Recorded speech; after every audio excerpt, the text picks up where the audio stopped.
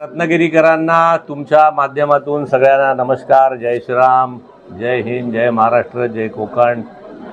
भारतीय जनता पक्षाने दार बंद करा. भारतीय जनता पक्षाने नुकतीच विधान परिषदेवरती माझी नेमणूक केली, निवडून आणलं, बिनविरोध निवडून आणलं. त्याबद्दल भारतीय जनता पक्षाचे माझे राष्ट्रीय नेते, त्याचबरोबर माझे राज्यातले नेते देवेंद्रजी फडणवीस साहेब, माननीय मुख्यमंत्री, महाराष्ट्राचे अध्यक्ष रवींद्रजी चव्हाण साहेब, आमचे कोकणातले नेते नारायणराव राणे साहेब, नितेशजी राणेजी, आमचे केंद्रातले विनोदजी तावडे साहेब, महाराष्ट्रातले इतर सगळे मंडळी, त्याचबरोबर ज्यांनी माझ्या रत्नागिरी सिंधुदुर्गातल्या ज्या माझ्या नेत्या कार्यकर्त्यांनी प्रमोद जठार आमदार व्हावा ह्यासाठी ज्यांनी शुभेच्छा दिल्या, माझे पत्रकार मंडळी, माझे पोलीस मंडळी, माझी जनता, या सगळ्यांचे मी आभार मानतो. आणि या विधान परिषदेवरती मी कार्यकर्त्यांचा आमदार म्हणून भारतीय जनता पक्षाने माझं 100ची यादी, 30ची यादी करत 5च्या यादीमध्ये मला स्थान दिलं. त्याबद्दल मी आपल्या माध्यमातून मी या सगळ्यांचे आभार मानतो. माझी जी एकूण नियुक्ती झालेली आहे ते आता या कोकणामधल्या सिंधुदुर्ग ते पालघर या भागातल्या भारतीय जनता पक्षाचे कार्यकर्ते, भारतीय जनता पक्षाचं महायुतीचं सरकार आणि जनता या सगळ्यांच्या समन्वयाची जबाबदारी माझ्याकडे या पालघर ते सिंधुदुर्ग इथपर्यंत दिलेली आहे. आणि त्या समन्वयाचा एक संयोजक या नात्याने या सगळ्या जिल्ह्यामध्ये काम करावं. जे भारतीय जनता पक्षाचे जुने कार्यकर्ते आहेत, जे नवीन कार्यकर्ते आहेत, यांच्यातला समन्वय म्हणजे कार्यकर्त्यांमधला समन्वय, सरकार आणि कार्यकर्त्यामधला समन्वय, सरकार आणि जनतेमधला समन्वय, आमच्या नेत्या महायुतीतल्या नेत्यांचा समन्वय, या सगळ्या समन्वयाच्या संयोजकाची जबाबदारी बाबांनो माझ्या पक्षाने माझ्याकडे आमदारकी देताना सोपवलेली आहे. त्यामुळे हळूहळू मी काल सिंधुदुर्गाचा दौरा पूर्ण केला. आज मी रत्नागिरी दक्षिणच्या दौऱ्याला निघालेलो आहे. आमचे जिल्हाध्यक्ष प्रशांतजी यादव साहेब सकाळपासून माझ्यासोबत आहेत. आता याच्यापुढून राजापूर, लांजा, आता रत्नागिरी, संगमेश्वर आणि चिपळूण असं करत 19 तारखेला मध्ये काही दिवस गॅप ठेवून 19 तारखेला उत्तर रत्नागिरी आणि 20 तारखेला रायगड, अशा प्रकारच्या या प्रवासाला माझ्या पत्रकार मित्रांनो मी निघालेलो आहे. आपल्या सगळ्यांच्या आशीर्वादाची मला गरज आहे. मी सांगितलं ना, माझं पहिलं कामच म्हणजे मला कामच डेप्यूट केलं आहे. माझं काम डेप्यूट केलं आहे समन्वयाचं जिल्ह्यामधल्या. आता तुम्ही रत्नागिरी विचारलं तर रत्नागिरीच्या दोन्ही जिल्ह्यामध्ये कार्यकर्त्यांमधला जास्तीत जास्त समन्वय वाढवणं.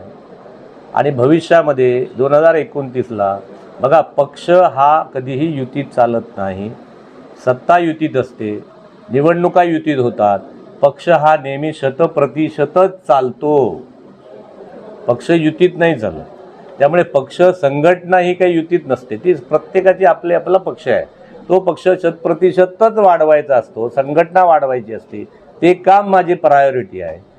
आणि हे करताना या सगळ्यातला समन्वय कसा साधला जाईल ही माझी प्रायोरिटी आहे. आणि 29ला या सगळ्यातना भारतीय जनता पक्ष आणि सगळी मंडळी जास्तीत जास्त लोकप्रतिनिधी कसे निवडून आणता येतील हे माझं बाळानो काम आहे. नाही, पण आता तुम्ही रत्नागिरी जिल्ह्यात नेमकं काम काय करणार आहे? पक्षवाढीसाठी म्हणजे नेमकं काय करणार? मी सांगितलं समन्वय. मी राजापूरला गेलो, तिथल्या सगळ्या कार्यकर्त्यांची बैठक घेतली, समन्वय केला, सुरू केलं काम. आता पुढचे 6 वर्ष ताई मला कामच आहे. समन्वयाने, नम्रपणाने जे चांगलं काम होईल ते करणार. हळूहळू संघटना वाढीवचं काम करणार आणि ताई 100% भाजपा करणार. 2029ला भाजप स्वबळावर रत्नागिरी जिल्ह्यात लढेल ते माझं कामच नाही स्वबळावर लढा. मी सांगितलं ना, पार्टी ही 100%च काम करते, संघटना ही 100% असते.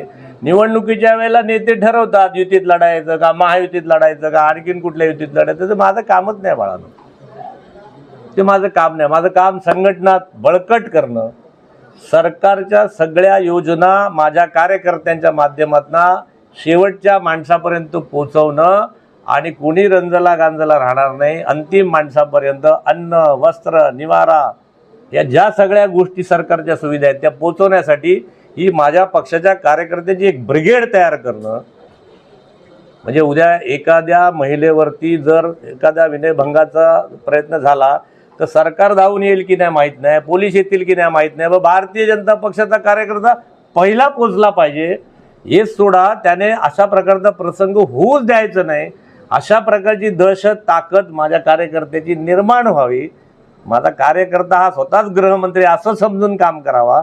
अशा प्रकारचं काम उभं करण्याची जबाबदारी बाळांनो माझ्याकडे हे खूप मोठं काम आहे. मला वाटतं ते मी करणार आहे. आपले कार्यकर्ते फार सौम्य, मग तुम्ही आक्रमक कशा प्रकारे करणार? मी पण सौम्यच आहे. मी कुठे आहे? मी एवढा सौम्य आहे की ज्या राणेसाहेबांच्या विरोधात निवडणूक लढलो, सौम्यपणे गोडपणे मी त्यांनाच माझ्या पार्टीत आणून माझी पार्टी शतप्रतिशत करून टाकली. पुंडलिक वरदे हरी विठ्ठल. त्यामुळे तो प्रयोग मी रत्नागिरीत करणारच नाही असं मी तुला म्हटलं नाही. रत्नागिरी कोण आहे? मी ते काय सांगणार नाही. ते आता 3 वर्षानंतर भेटा. माझ्या प्रयोगाला सुरुवात तर करू दे. 3ऱ्या अंकाला भेटा. हा माझा पहिला अंकात. राजाला जरा उभा तर राहू दे. वाट बघा. कलाकार ठरले. दिग्दर्शक आलेला आहे. गणपती बाप्पा मोरया.